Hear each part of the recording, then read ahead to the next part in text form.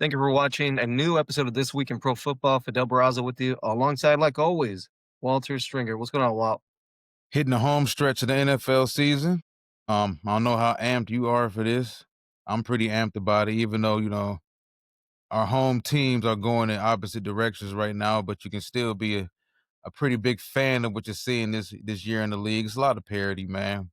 Before the video, you and I were discussing the Kansas City Chiefs being 5-4, but still legitimately having an opportunity to potentially, go on a Super Bowl run because they have that pedigree and the issues the Buffalo Bills are having right now, and then the surprises that the New England Patriots have brought to us. So, man, it's been a hell of a season, I think, so far.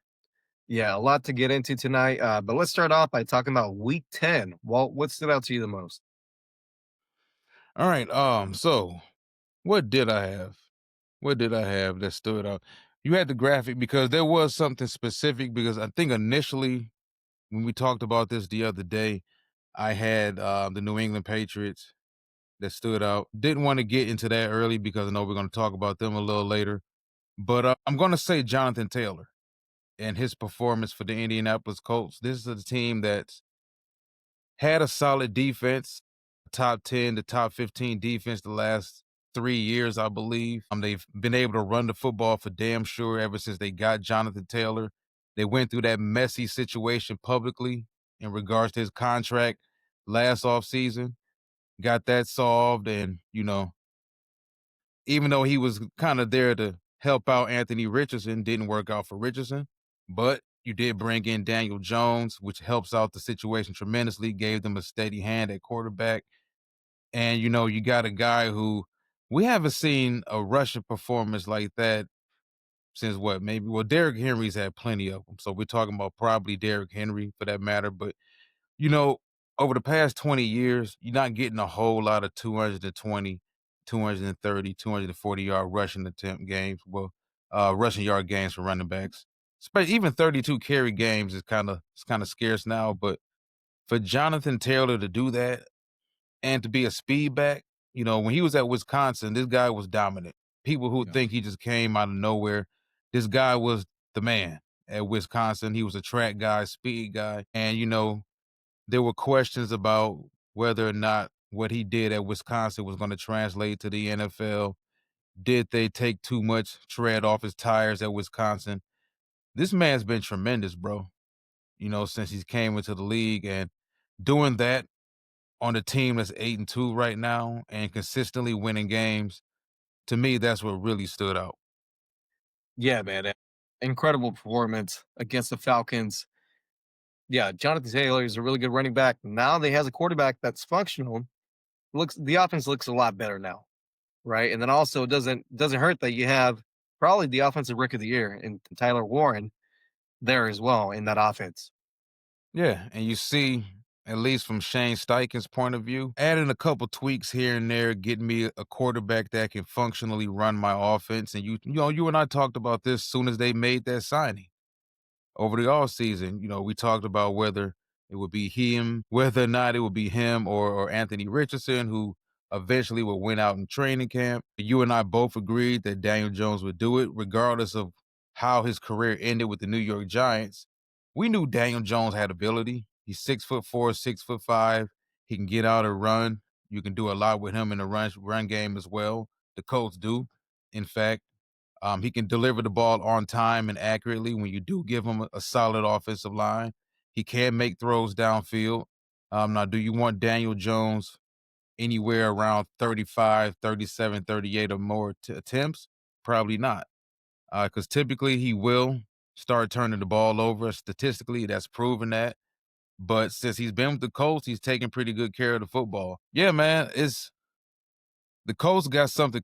Whether people want to believe in it or not, 8-2 is 8-2 at this point in time in the season, considering who they've had to play. Having that game against the Rams, a game that you and I both agree on, they kind of choked that game away. The guy that cost them that game, you want to be really honest about it. He's no longer there, and you can maybe say that game has something to do with it.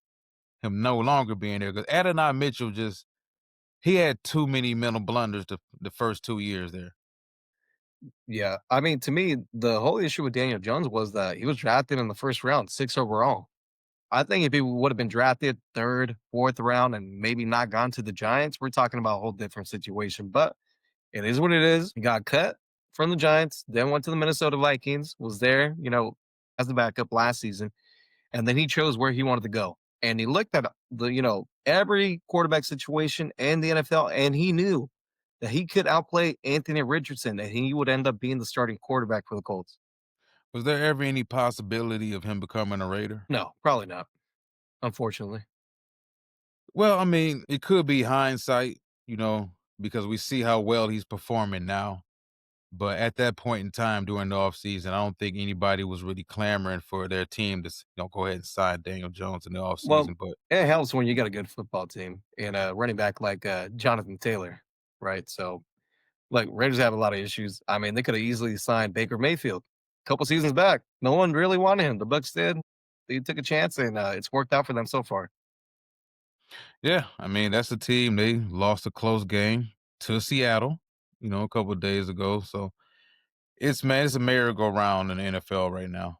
Y- There's some good looking teams, there's some not so good looking teams, but there's not too much separating either level right now. Yeah. All right. Well, let's talk about Monday Night Football between the Eagles and the Packers. Eagles edge out the Packers 10-7 in Green Bay, improving to 7-2, while the Packers fall to 5-3-1. And I don't know if you saw, but Josh Jacobs had some comments after the game saying the Eagles called out their offensive play call on that 4th down. And we talked about it before we started the show. That Jordan Love knew that they called the play out. Does he not have the ability to change the play at the line of scrimmage? Yeah, I don't know, you don't know, but we can both agree on there's something or maybe some things missing with Green Bay. Jordan Love is super talented quarterback, big time arm, can get out and run. There's not a throw he can't make. He stretches the field. He's not afraid to take those gun chances downfield, but there still leaves a lot to be desired with him as far as his consistency. And what's scary about it is the fact that if you look at Green Bay's 3 losses this season, like outside of the Carolina loss where he threw for I think like 245, whatever. In those 3 losses, he has 1 touchdown pass combined. 1 touchdown pass in 3 losses. And he was held under 200 yards and under 20 attempts in both of those games. Yeah. I mean, So well, let's be honest, they really don't have a true number one at the wide receiver they position. don't need it, man. They don't Well, need it. And this is coming from a Lions fan. They got enough talent at wide receiver for that man to be thriving right now. I think it's still, there's something missing there still. We know Tucker And the Kraft is tight probably ends. yeah, well, Tucker Kraft is, probably Jordan Love's number one option. I know Christian Watson just got back from injury. He's looking well out there. But when you don't have Tucker Kraft the rest of the year, what do? I mean, Musgrave was in there and he was drafted higher than Tucker Kraft, but I mean, just the offense couldn't get anything going on Monday. They have enough. So what's the I'm problem? telling you, this is coming from a Lions fan. That man has enough. If you gave Andy Reid those pieces, if you gave Patrick Mahomes those pieces, outside of if you gave Patrick Mahomes 2 young stud tight ends, and you gave him 4 or 5 6 foot to 6'1" wide receivers who all run 4-4, they don't have a true number one, but they got about 4 guys who all do the same exact stuff, who have the same exact skill set. The problem is the guy under center and the coach. They're losing games that they should not be losing. And they look very offensively inept. And you paid this man too much money to be losing games to the Cleveland Browns held under 20. And they beat you not scoring 20 points. They didn't look all that good against Arizona either. And it took Micah Parsons making 3 scoreboard changing plays for them to not get their heads cut off in that game and get embarrassed. And So we the Packers yeah. got issues. Well, we kind of talked about it in the beginning of the year. Now their salary cap is gonna be kind of tight. You gave up draft picks for Micah Parsons, so we talked about it. If they're going to do something, it's got to be the season because a lot of things could change next year, including the head coach. Because Some could say that Matt LaFleur is on the hot seat now. Yeah, one thing though is the fact that they have a decent amount of money coming off the books. They got a decent amount of expiring contracts too. Now, what they do, or at least decide to do, or what they're thinking about doing with that cap space, that's neither here nor there. I don't think either one of us has really dug into the potential free agents for 2026. Listen, man, if the bottom falls out, because this was supposed to be the team, you know, Yeah. Jordan Love has been here long enough. He's got chemistry with all his wide receivers. Christian Watson's coming back. They got Josh Jacobs. They made upgrades on the offensive line. You traded for Michael Parsons. But at the end of the day, you still can't stop the run. You're still terrible. You give up a ton of yards in the passing game on defense. Still, Josh Jacobs is if it seems as if it's almost just a big run by Jacobs where he creates a good 10 to 15 yards after contact on his own, or it's nothing. You know, as a team, they're top 10 in rushing attempts, so it's not like they're not trying, but you know, you're still averaging 3.9 yards per carry, which isn't working. All right, let's move along. Let's talk about the Eagles now. So they improved again to 7-2, but there's some dysfunction. Well, I don't know if you've been on social media today, but AJ Brown made it pretty clear that the offense needs to get things going and he wants to be involved. It does matter winning games, but he wants to be a part of it. I mean, he went out there and talked to reporters and he was pretty blunt. Yeah, he just feels so bad doing it. And I feel AJ Brown. I feel any wide receiver, you know, and I think Chad Ochocinco, well, his mama named him Chad Johnson. I'm gonna call him Chad Johnson. So Chad Johnson brought this up on the podcast with he and Shannon Sharp. And you know, they were kind of discussing the mentality of the quote unquote diva wide receiver. You know, like Chad made some valid points. You know, these are guys who get paid off their production. I don't get paid off how much I block. Now the team may, you know, we may win a Super Bowl because of my blocking, whatever. I don't get to my next big contract because of my blocking. Because and you're also not when it's time to negotiate my contract, you're not gonna negotiate my contract and pay me as a five wide receiver because of my blocking. You're gonna do it off my statistics.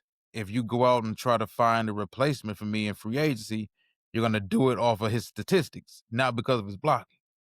You know, so and you know, these guys, they don't feel like they're part of the team when they're on the field if they're not getting the football because you know you're out there on the island by yourself.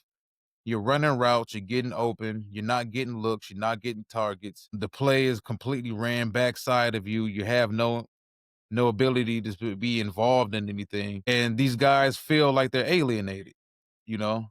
So, and we don't want to always make it a money thing, but it becomes a money thing. But in his case, you're winning. So it feels really bad that he's doing it. But I agree. I think he's done at the end of this season, whether they win or not. But I mean, look, we've been talking about this for 2 seasons now. I mean, Devontae Smith, I believe, only had one more catch in him last year, and they're both in the 60s. I mean, now the issue with the offense with the Eagles is they can't get the running game going, not like they did last year. It's Saquon. I get it. But and, you know, a lot of people have said, well, you know, the Eagles, they're winning, but they don't look the same. They don't look like themselves. They kind of do. Like if you look at the Eagles under Jalen Hurts, the Like last last was year. it 3 years? Like they have these lows where they don't pass the ball very well. Now the one difference is they've always been able to run the football. Now since that first Super Bowl loss to Kansas City, teams have kind of harnessed that so they don't really run Jalen as much. Teams have kind of decided to take that away. Okay, we have to at least make you beat us from the pocket. That's not really Jalen Hurts' strength right there. Now he can make plays out of play action, push the ball downfield. He's got the big time wide receiver to do it. This is a team that just mastered winning, and I've seen them win games in a variety of different ways. Just being honest about it, they win games in a wider variety of ways than my Detroit Lions do. My Detroit Lions are kind of feast or famine. If they're not beating the hell out of a team, they're losing a close game and just kind of treading water. We saw Philadelphia win a game off a block kick. We saw them fall behind to the Rams and get the offense revved up, and AJ Brown started making plays and Devontae Smith started making plays. So we seen them be able to hit that switch. Now, if you look at how they do it, they still score a lot of points. They're still, I think, first in the league in scoring, if I'm not mistaken. This is also a team that's number 1 in red zone offense, and they're number 5 in red zone defense, and they don't turn the ball over. Like, that's something people don't talk about enough. They had what, 1 turnover all season? Because I know Hurts is throwing with 1 interception. I think he had So a fumble on Monday too. yeah, so think about it. Just think about it, bro. Like, as a recipe for winning games, not winning games pretty, but if you're just trying to win games, I'm not gonna ever turn the ball over. I'm gonna have the number 1 red zone offense, and I'm gonna have a top 5 red zone defense. Yeah, I mean, look, they keep winning games, and if I'm an Eagles fan, I'm happy. Yeah, I mean, there's some chirp from AJ Brown. He's probably not going to be there next season, but he's there now, so I think they'll figure some things out. With that win, Nick Sirianni moves into 4th place among all NFL coaches in career winning percentage. The guy that everybody makes fun of, huh? Well, we called for his head, I think, last How week. much more? But Yeah, yeah, man. That man been catching hell in Philadelphia. He been catching hell from the national media too. But is he the most disrespected championship head coach? yeah, probably. So it just doesn't matter. He could win 2 more in the next Well, 5 years, and you have no choice but to respect winning, unless you're just well, a complete idiot. well. I mean, when you got an elite defensive play caller in Vic Fangio, it kind of helps out winning games too. I mean, he's doing a great job there. Well, that defense hasn't been great. They've been great in spots, though. They've been great They in the make red plays zone. when it matters. Mhm. So, but let's talk about a coach that has not been doing so well since the week started. Brian Daboll. The New York Giants fired Brian Daboll on Monday, and one could say that we kind of saw this coming a little bit. They were beating the Chicago Bears on Sunday. Jackson Dart gets hurt, gets a concussion. In comes Russell Wilson, and well, you know the rest of the story. All right, so boy, that 9-7, 9-7-1 season back in 2022 seemed like a long time ago. Well, It was a technically, very long time ago. so you made the playoffs your first season there. You were heralded as the guy who turned around Daniel Jones or unlocked Daniel Jones. The very next season, after they lost in the divisional round to Philadelphia Eagles, matter of fact, the very next season, Dallas beat the hell out of Daniel Jones. If I'm not mistaken, he suffered a concussion in that game, or something happened that kept him out and kind of hampered him the rest of the season. Since that 9-7-1 year, you are 11-33 as a head coach. Since that 9-7 season, you have 11-33. Um, and your wins total has went down every year. You went from 9-7-1 to 6-11 to 3-14, and you were 2-8 when you got fired.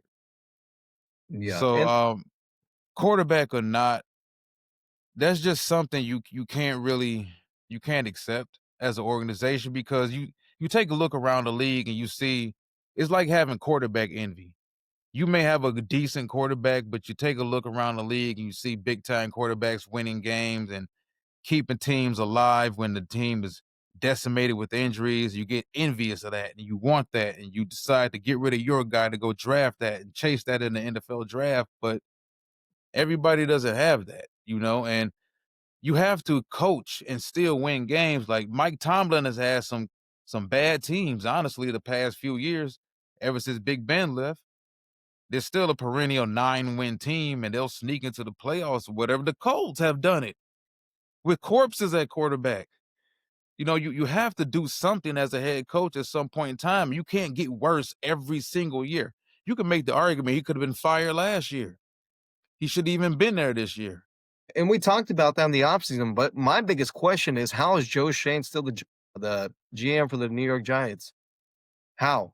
I mean, if Maybe you're they gonna don't clean the want to. house, if you're gonna clean the Yeah, house, you but might as well get rid of the GM. I mean, look, he's the one who let go or decided not to match Philly's contract for Saquon Barkley. what are your thoughts on it? I mean, He should be maybe they fired. don't want to create both What can you holes right create? then and there. Well, it's November the 12th. I mean, we're halfway through the season. I mean, if Who you were gonna fills in? I mean, well, I don't know who fills. If when you fire the GM during the regular season, who fills in? there's got to be someone in line to replace Assistant him. GM. We saw Chris Greer get let go, or they mutually parted ways, and now Champ Kelly is the interim GM there in Miami.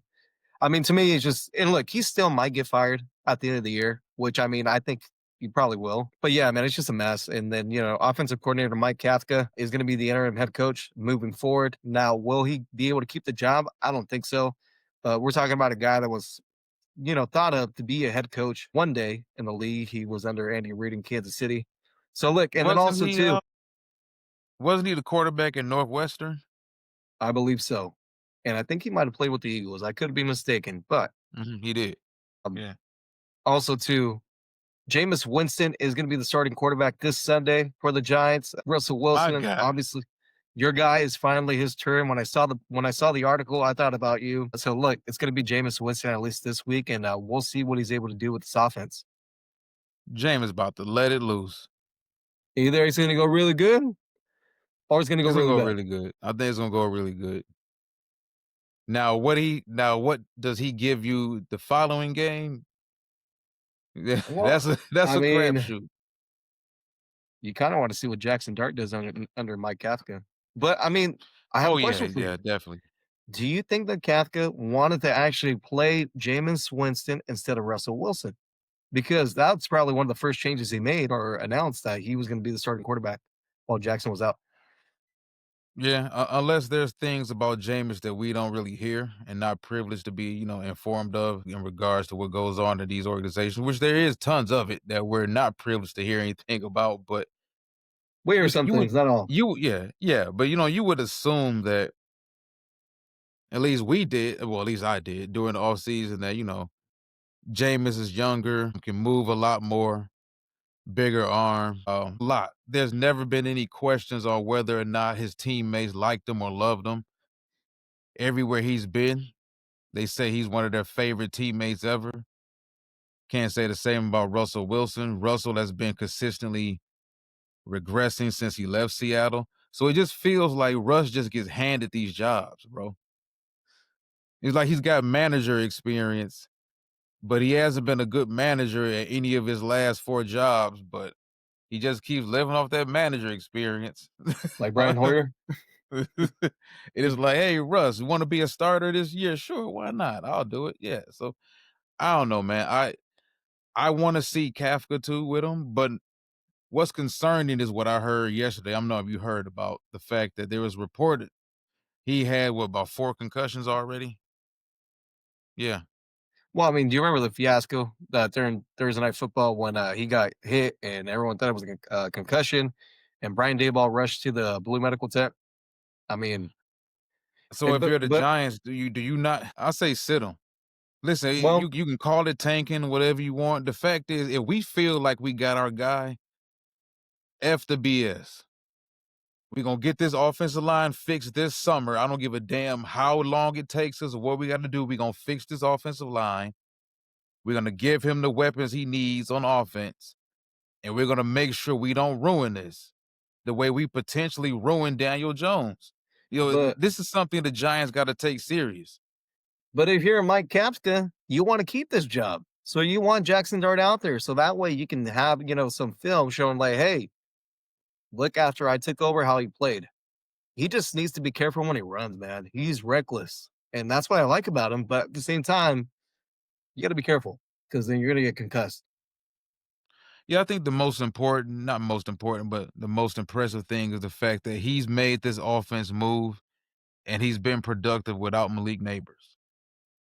All right. So obviously they're going to be looking for a new head coach. Is it going to be Mike Kafka? Who knows? Some names that had been brought up, and I don't know if you agree.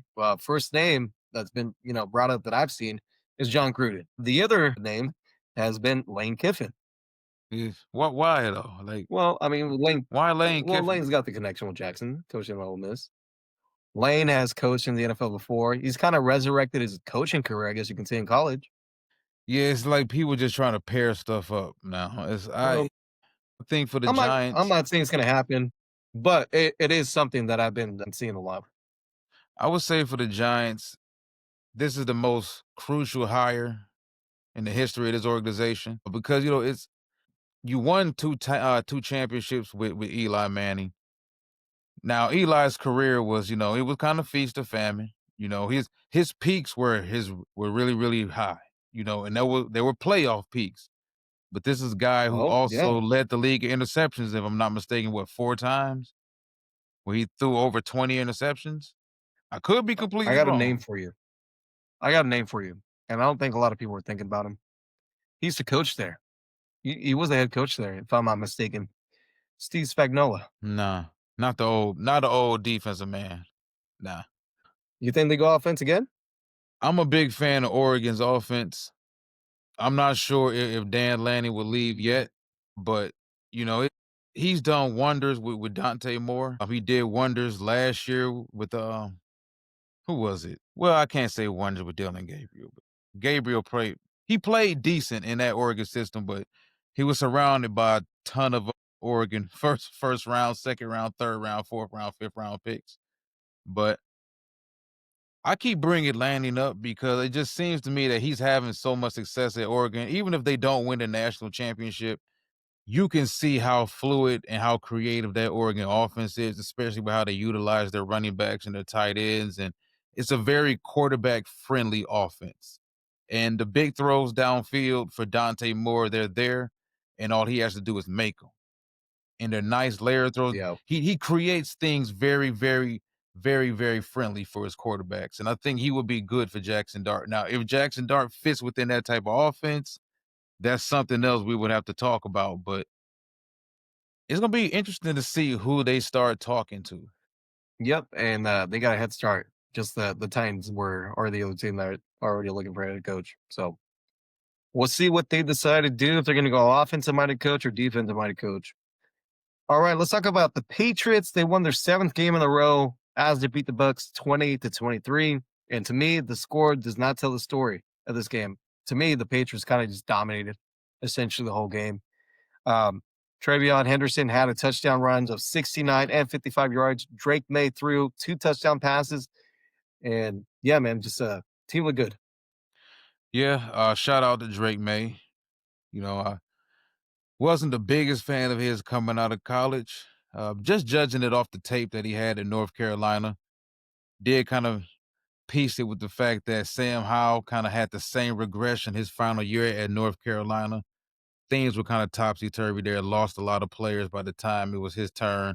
Nobody else was really there. The offensive line was bad. So Drake May's last year at North Carolina didn't put forth tape that, would garner a guy being a first round pick, but the tools was always there. The size was always there. The potential was always there, even since him coming out of high school.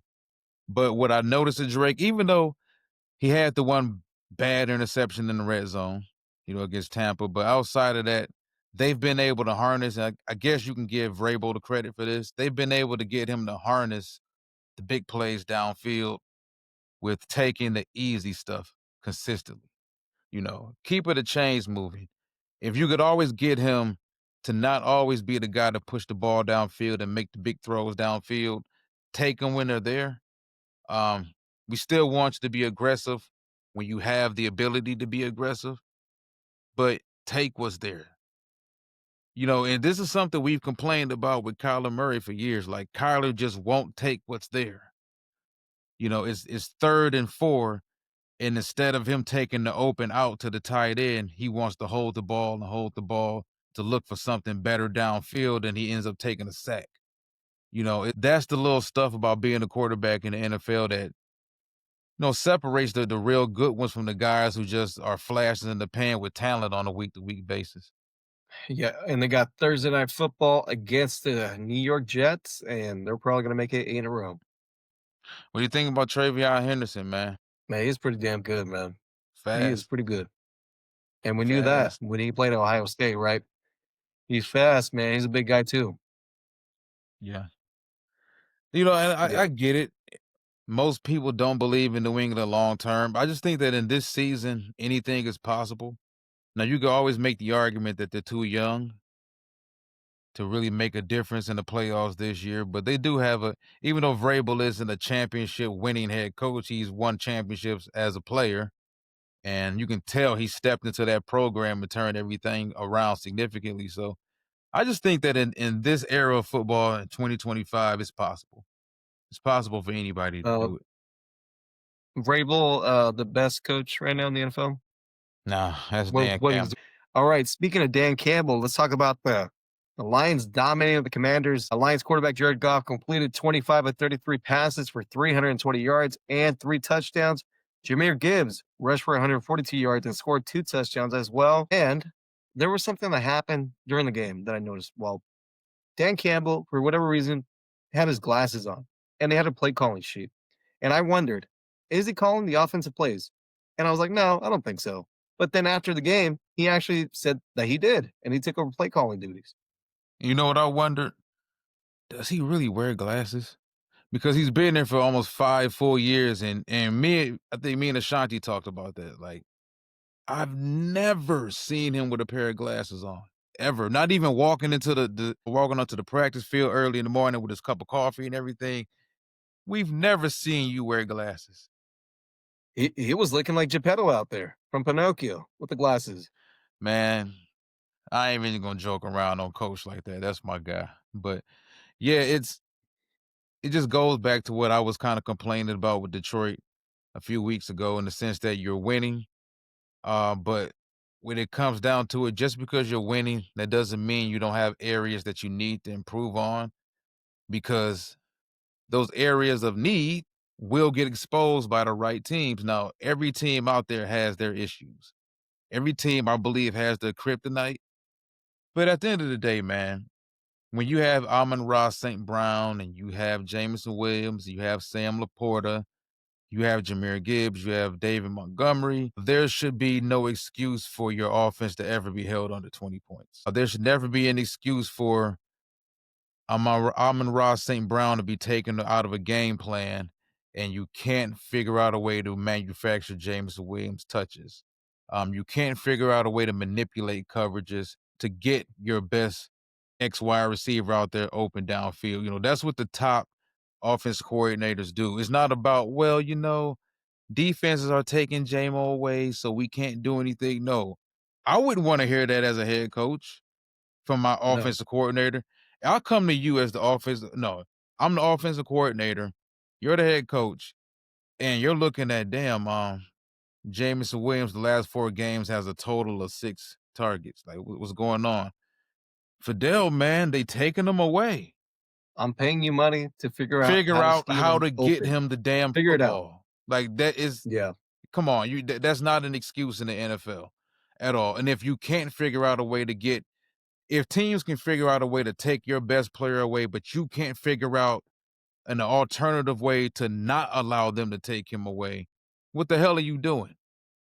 And I think that's the difference between being an offensive coordinator and being a play caller. I mean, John Morton can still be technically the offensive coordinator. He can get everything in order throughout the week, and Dan Campbell can still call the plays.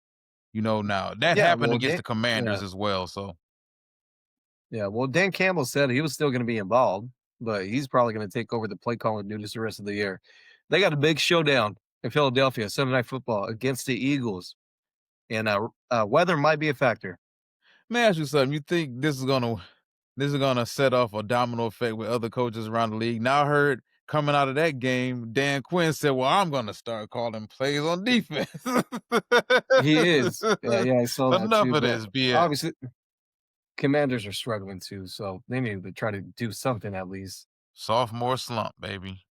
Speaking of offensive looking good, the Seattle Seahawks, they dominated the Cardinals 44-22. I mean, honestly, I think it was the first quarter, and I think it was like 21-0, and then it was 28-0. I was like, wait a minute. I was like, man, this thing's getting out of hand quick. Demarcus Lawrence returned 2 fumbles for touchdowns. I mean, the Cardinals they're in shambles. Obviously Kyler Murray's he's still out. He's probably gonna be out 6 weeks. I think that said. Yeah, Seattle's been looking really good lately, and they got a big showdown this week against the Rams. Yeah, man, that NFC West is turning out to, I think, be best division in football this season. And the Rams look tough. The 49ers scrappy as hell, regardless of who they. Not on Sunday. Yeah, well, well, yeah, you're right. The Rams, Not on the Sunday. Rams owed them one because they had no business beating the Rams a few Thursdays ago. But Yeah, man, Seattle's interesting, man. They're interesting because they, for one, they score points. Second, and for a lot of people who don't understand, that defense is tremendously better than what it was last year. Some of those picks on defense, they got another year under their belts. They're playing tremendously well. The secondary is playing better against the pass. Even though they give up a ton of yards, they do get picks. They do force turnovers. Now, one of my issues with them, and I think these are two major issues because however you try to mold it or shape it, your quarterback is playing damn good in the regular season. He played damn good for the Minnesota Vikings in 2024, but the final two games of the season, he fell apart, you know? And this is an offense that also turns the ball over a damn lot. It's weird that, you look at this team, they're third in scoring, they're fifth in defensive scoring, they're 31st against the pass. Well, that's their 19th against the pass as far as yards given up. And they turn the ball over a lot. Now you can say, well, they turn the ball over a lot, but it doesn't matter because they force turnovers. Okay, so what happens when the turnover bug is no longer helping you out? Because we all understand that typically turnovers are like hitting home runs in baseball.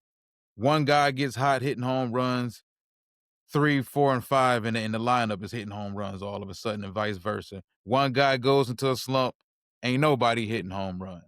So what happens when you're no longer forcing those turnovers and Darnold and this is the problem. It's not just the interceptions.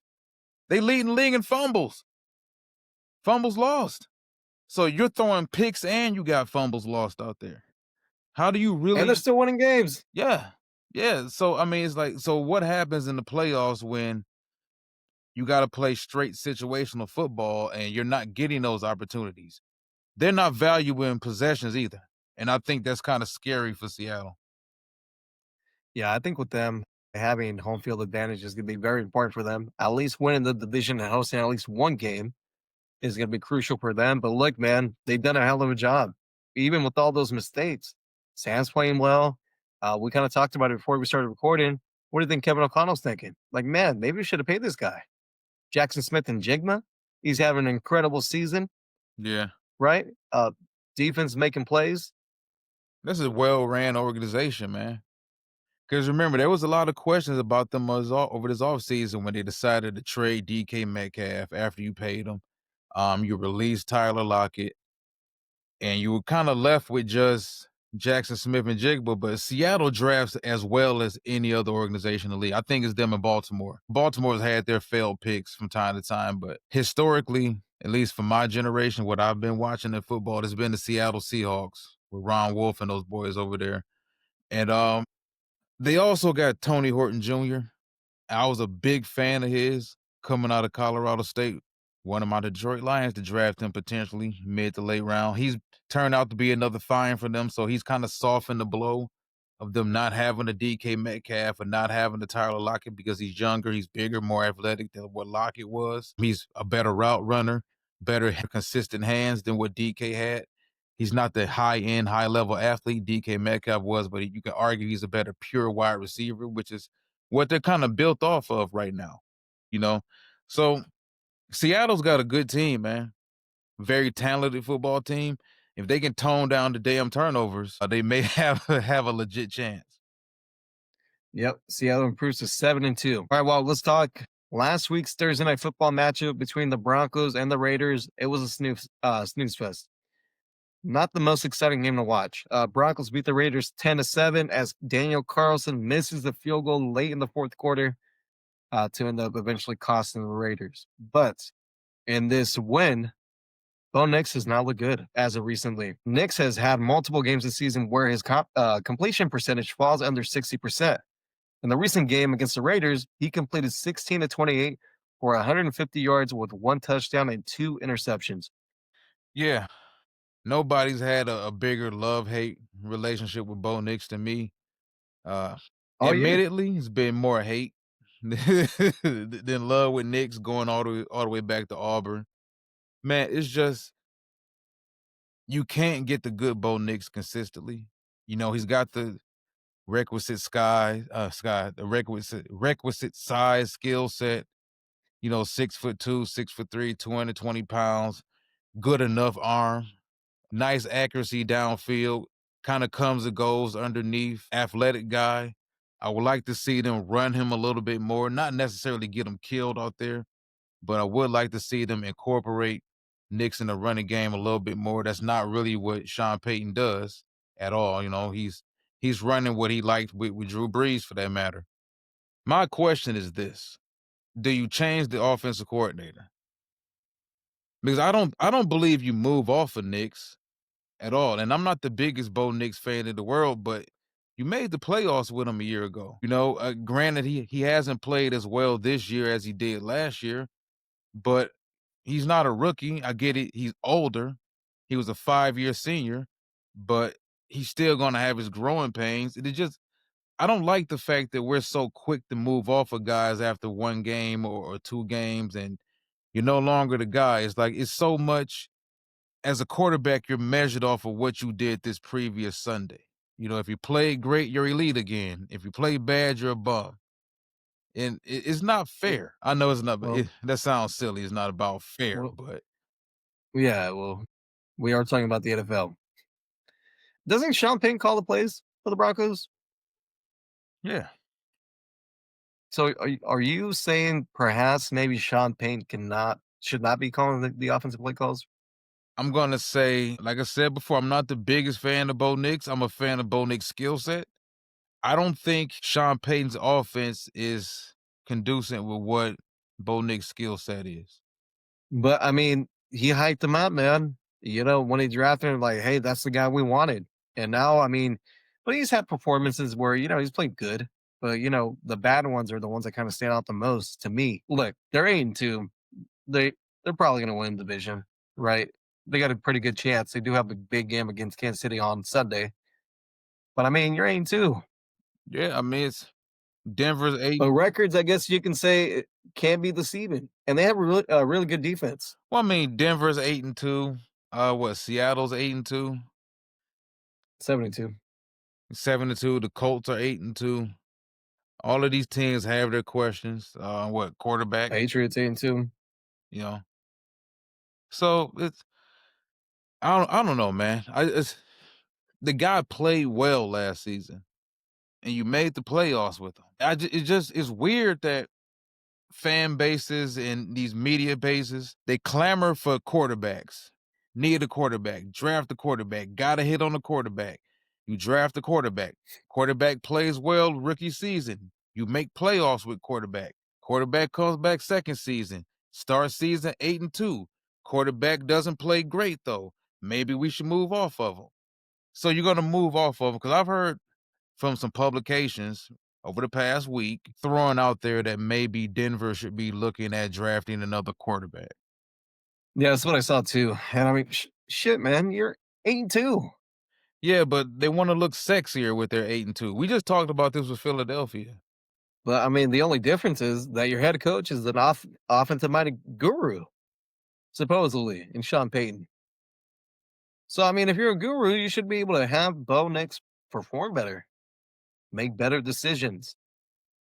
Do you agree with Boomer Esiason's comments that What he said. Jackson Dart is better than Bo Nix right now? Yes. Yes. Damn. I'm gonna tell you to slow down too, But man. Can Dart play but I've been 20 a fan games of though? Jackson. Well, I mean, I've been a fan of Dart since he played at USC. So I mean, to me, maybe it's just a biased opinion, but I mean, I I mean, think he's played better. he didn't even really get opportunity at USC though, because Caleb Williams got there immediately after he got I there. think he played 1 year. Yeah, he played 1 year and then transferred out to Ole Miss. Did he play the full season, or was it one of those years where they were? Was it because he was there with Keaton Slovis, wasn't he? I think Keaton was before that, but you might have been right. He might have not played the whole year. Might have been injuries. So they were like swapping Um, quarterbacks in and out. Yeah, yep. he was what a five But star player coming out of high school. So it's not like yeah, he was. he didn't have the pedigree. He went to a good offense that showcased his skill set, and now he's where he's at now. I just hope the Giants they don't mismanage him. I really hope not.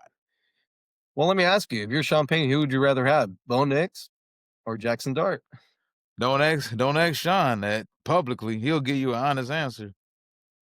Boy, that Bo Nix there, that dart, he's something else. All right, let's move Uh, along. Let's talk about Sunday night football between the Chargers and the Steelers. It was really a defensive game, man. Chargers basically dominated towards the end of the game. Rodgers, not the best performance. Yeah, man, just they couldn't get the offense going at all. yep, inconsistent quarterback play from my old quarterback, right? We Yeah, saw yeah, Brady show up in Tampa Bay and throw what 40 touchdowns that year, win the Super Bowl. but that's Tom Brady, man. Yeah, Aaron. It's when it goes, man. Um, Well, like I just want to read you the stats real quick: 16 to 31 for 161 yards and one touchdown and two interceptions. what have you noticed to be the biggest issue with Aaron, at least from what you've seen? Because his final season in Green Bay, he was still pretty good. He had won the MVP the year before that. Yeah, yeah. I mean, who's the second wide receiver there? Calvin Austin, maybe. Yeah, we got problems. Well, I'm a big Um, Calvin Austin fan, man. I know you are. I know they have Roman Wilson there too. You got the big Small, tight end fast guy. in Yeah, Pat. Washington, Pat Fryermuth. But I mean, what do you really have on offense? You got DK, and you can't even get him the damn ball. You overthrew him a couple times, Yeah, yeah. but I mean, I Offensive don't. line has been inconsistent also. Offensive line hasn't been good the past 3 years, maybe 4 years for that matter. Um, you still can't seem to figure out if you want to be a run first team or a pass second, then run on third team. It's weird, man, but And 9-7. yeah, and then look, the Steelers are what 5-4. Don't look now, but the Baltimore Ravens, they're coming, man. They're 4-5. Yeah, Lamar they, Jackson they coming off injury. yeah. And I don't know if you've seen their schedule, but they got some pretty winnable games the next 4 weeks. Yeah, it's almost as if they had their Bentley in the shop getting serviced, so they had to drive around in a little Corsica or something. They got that Bentley out the shop now. So it's but And the they Bengals, started what 1-5 though? yeah. And look, the Bengals are 3-6. And I don't know if you saw, but early in the week, they opened up the practice window for Gerald Burrow. And I believe he told Jay Glazer that he is planning, if everything goes right, to start on Thanksgiving Day on Thursday night football against the Baltimore Ravens. Yeah, that's what you need, more points. No defense, just more Yes. points. More points, yeah. I get it. Joe's a competitor. If you're Point Cincinnati, is that would you they're not calm out him of it. down? No, get him out there. I, Get him out there. Let's win some games. Let's make a push. Baltimore. And I was talking to someone a few days ago about this. It's if anybody could do it during any NFL season, particularly this one, it's Baltimore. Kansas City's Um, 5-4. They don't look like world beaters. Buffalo has their typical lull that they have. And we haven't talked about Buffalo either, but they this has to go on the coach because Buffalo has, and they've suffered a ton of injuries this year, which is nothing that's not on par for them. But if you look at McDermott, man, every single year you probably start 3-0, 4-0, 5-0, hot or whatever. They have one of these weird lulls where they lose the teams they're not supposed to lose to. Buffalo's good, but they still can't stop the run worth a damn. And they don't force any turnovers, so they put themselves in situations as a team where defensively, if you can't stop the run right now, they're 31st in the league against the run. And you also don't force any turnovers. So you're sticking your defense with a ton of long ass drives constantly. And then you give up big plays in I the just passing game too. And Josh I just Allen hope he still comes doesn't back. have a number one wide receiver. Look, I'm just hoping Joe plays. I got him on my fantasy football team, and I'm sure. yeah, hope he comes back. All right, well let's take a look into the playoff picture as it stands right now. Let's talk about the AFC real quick.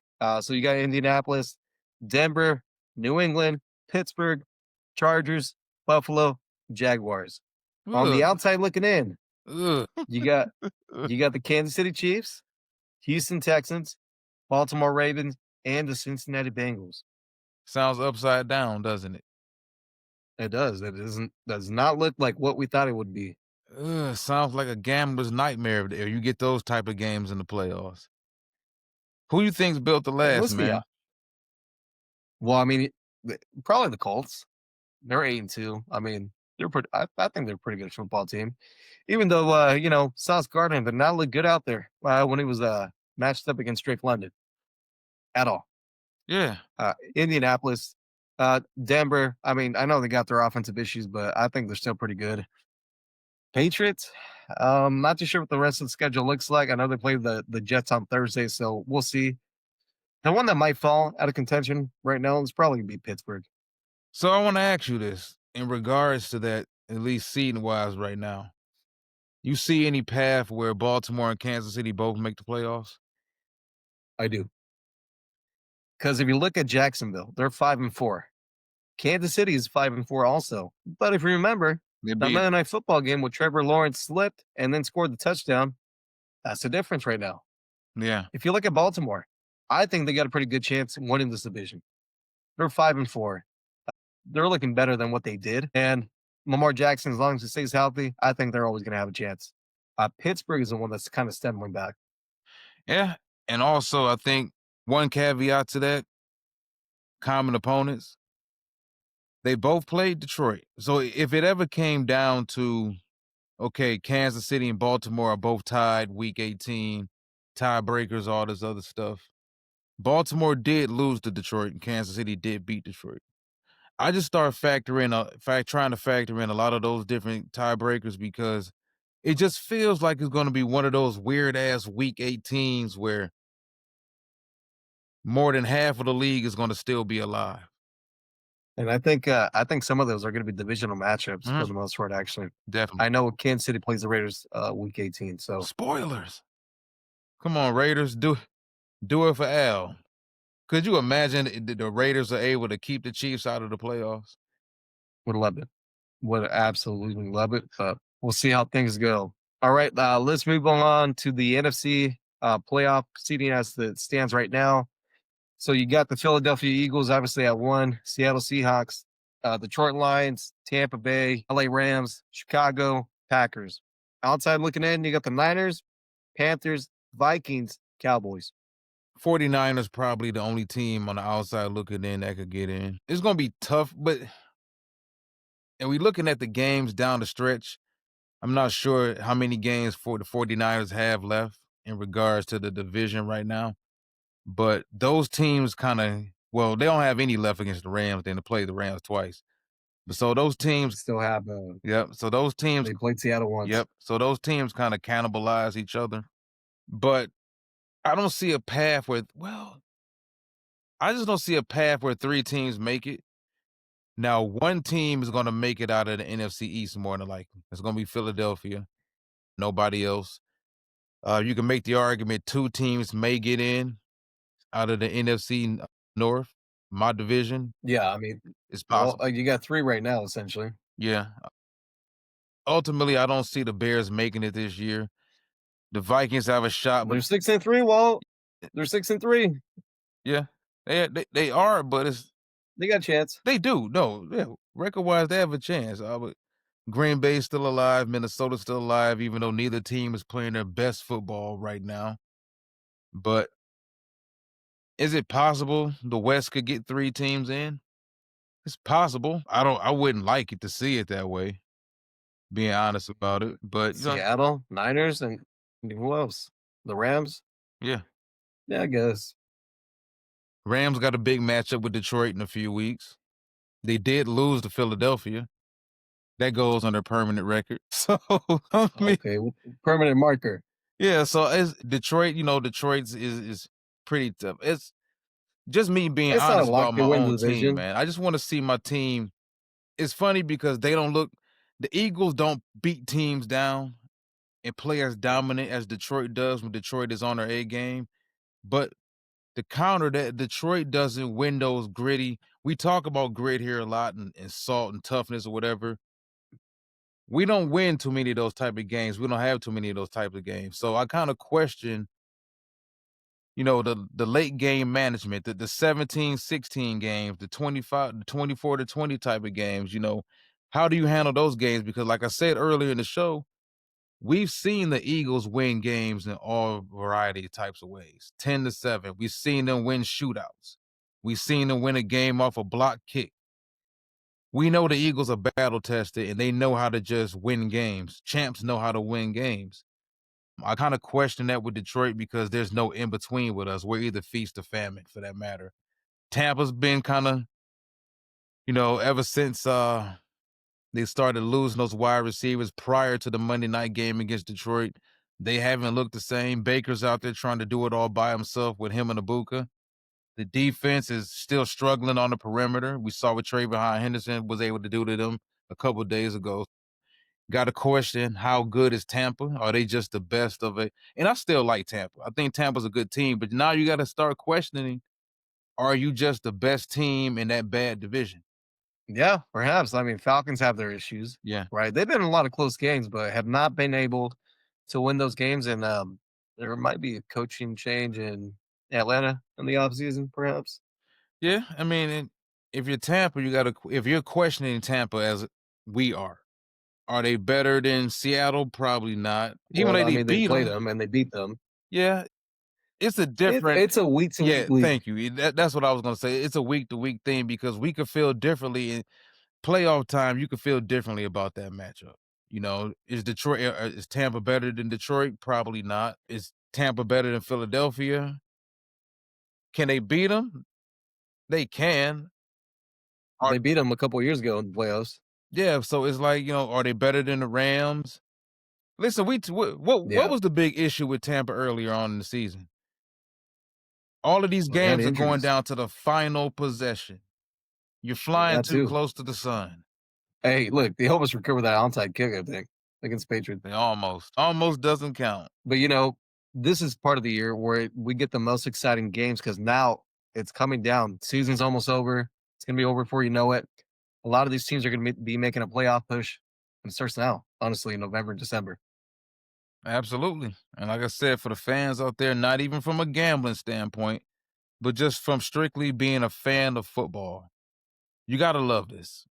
People say they hate dynasties and they hated the Patriots, they hated the San Antonio Spurs, they hated the Lakers, they hated the Warriors. Some fans need somebody to hate. But if you're a fan of parity and not knowing on a week to week basis who's gonna beat who at home, on the road, who's gonna cover the spread and not cover the spread or whatnot, not knowing, and you brought this up before we even jumped into the video, before we get out of here. We have no idea genuinely on what our Super Bowl is going to look like at all. We don't. We don't at all. All right. With that being said, thank you everyone out there for watching. Enjoy Week 11 and the NFL. We'll talk to you.